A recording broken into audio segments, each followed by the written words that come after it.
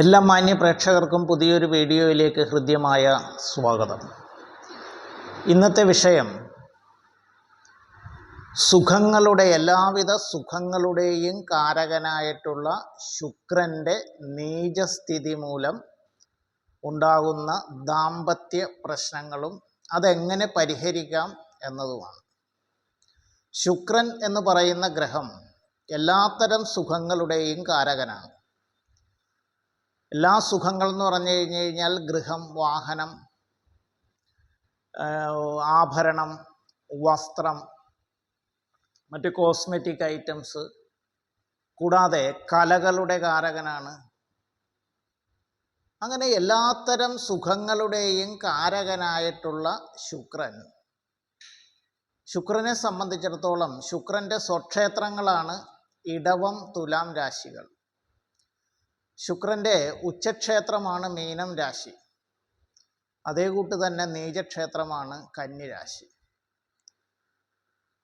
വിവാഹ സംബന്ധമായിട്ടുള്ള കാര്യങ്ങൾ പരിഗണിക്കുമ്പോൾ ശുക്രൻ്റെ നീചസ്ഥിതി ഉള്ള ഏത് ജാതകമാണെങ്കിലും പ്രത്യേകം മുൻകരുതലോടെ വേണം വിവാഹം നടത്തേണ്ടത്. അവരുടെ പങ്കാളികളെ കണ്ടെത്തി വിവാഹം നടത്തേണ്ടത് വളരെയധികം മുൻകരുതലോടെ വേണം.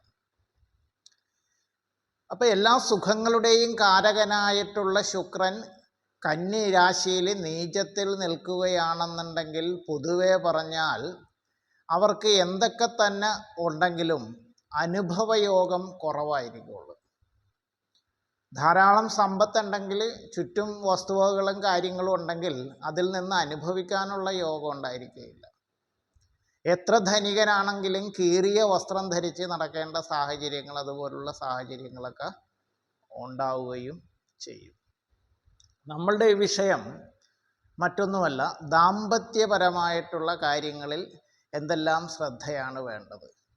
ഏതൊരു ജാതകൻ്റെയോ ജാതകയുടെയോ ഗ്രഹനിലയിൽ ശുക്രൻ കന്നി രാശിയിൽ നിൽക്കുന്നുവോ, അങ്ങനെ നിൽക്കുന്നുണ്ടെങ്കിൽ അത് പ്രത്യേകം പരിശോധന വിധേയമാക്കണം. അതായത് നമ്മളുടെ കുട്ടികളുടെയൊക്കെ വിവാഹം നടക്കുന്നതിന് മുമ്പായിട്ട് നല്ലൊരു ജ്യോതിഷിയെ കണ്ട് ഇത്തരത്തിലുള്ള കാര്യങ്ങൾ പരിശോധിക്കണം.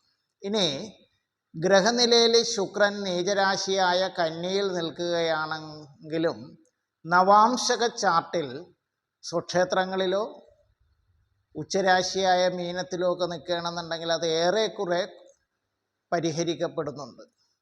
ഇനി ശുക്രൻ ഇപ്രകാരം നിൽക്കുന്ന ഗ്രഹനിലയുള്ള അത് ആൺകുട്ടിയായാലും പെൺകുട്ടിയായാലും അവരെ സംബന്ധിച്ചിടത്തോളം സുഖജീവിതത്തിൻ്റെ ഗ്രാഫ് വളരെ താഴ്ന്നിരിക്കും എന്നുള്ളത് പൊതുവായിട്ടുള്ള ഒരു ഫലമാണ്. പലരുടെയും വിവാഹത്തിലെ ഈ ശുക്രൻ നീചത്തിൽ നിൽക്കുമ്പോൾ പലപ്പോഴും വിവാഹമോചനത്തിലേക്ക് നയിക്കാറുണ്ട് ശുക്രൻ്റെ നീചസ്ഥിതി. അങ്ങനെ വിവാഹമോചനത്തിലേക്ക് നയിക്കുമ്പോൾ പലപ്പോഴും ചിന്തിക്കുന്നൊരു കാര്യമുണ്ട്, വേറൊരു നല്ലൊരാളായിരുന്നുവെങ്കിൽ ഇങ്ങനെ സംഭവിക്കില്ല എന്നും നമ്മൾ ചിന്തിക്കാറുണ്ട്. പക്ഷെ അത് ആരുടെയും കുഴപ്പം കൊണ്ടല്ല. ദാമ്പത്യത്തിൻ്റെയും സുഖത്തിൻ്റെയും കാരകനായ ശുക്രൻ നീചത്തിൽ നിൽക്കുമ്പോൾ അത്തരത്തിലുള്ള ദോഷങ്ങൾ പൊതുവിൽ പറയണം. ഇനി ശുക്രൻ്റെ നീചസ്ഥിതി മുൻകൂട്ടി അറിഞ്ഞു കഴിഞ്ഞു കഴിഞ്ഞാൽ നമ്മൾ എന്താ ചെയ്യേണ്ടതെന്ന് പറഞ്ഞു കഴിഞ്ഞാൽ അത് ആൺകുട്ടിയായാലും പെൺകുട്ടിയായാലും ഏത് ജാതകത്തിൽപ്പെട്ട ആളാണെന്നുണ്ടെങ്കിലും അവർക്ക് ഈക്വലായിട്ട് വരുന്നവർ, അതായത് പാർട്ട്ണറായിട്ട് വരുന്ന ആൺകുട്ടിയായാലും പെൺകുട്ടിയായാലും അവരുടെ ജാതകത്തിൽ ശുക്രൻ സ്വക്ഷേത്രങ്ങളിലോ, സ്വക്ഷേത്രങ്ങൾ എന്ന് പറഞ്ഞു കഴിഞ്ഞാൽ ഇടവം, തുലാം രാശികളിലോ ഉച്ചരാശിയായ മീനത്തിലോ ഒക്കെ നിൽക്കുകയാണെന്നുണ്ടെങ്കിൽ ശുക്രൻ്റെ ഈ നീചസ്ഥിതി നല്ലൊരളവിൽ പരിഹരിച്ച് ഭേദപ്പെട്ട ദാമ്പത്യ ജീവിതം നയിച്ച് മുന്നോട്ട് പോകാനും കഴിയുന്നതായിരിക്കും. അപ്പോൾ പ്രിയപ്പെട്ട പ്രേക്ഷകരെ, ശുക്രൻ്റെ സ്ഥിതി വളരെയധികം നിർണായകമായിട്ടുള്ള സ്വാധീനം ചെലുത്തുന്നുണ്ട്. ആരുടെ ജാതകത്തിലാണോ കന്നിരാശി, നിങ്ങൾക്കറിയാൻ പറ്റും കന്നിരാശി ഏതാണെന്ന്. ശുക്രൻ നിൽക്കുകയാണെന്നുണ്ടെങ്കിൽ ഇത്തരത്തിൽ അവരുടെ വിവാഹം ബന്ധം നോക്കുമ്പോൾ വെറും പൊരുത്തം മാത്രം നോക്കി നടത്താൻ പാടില്ല.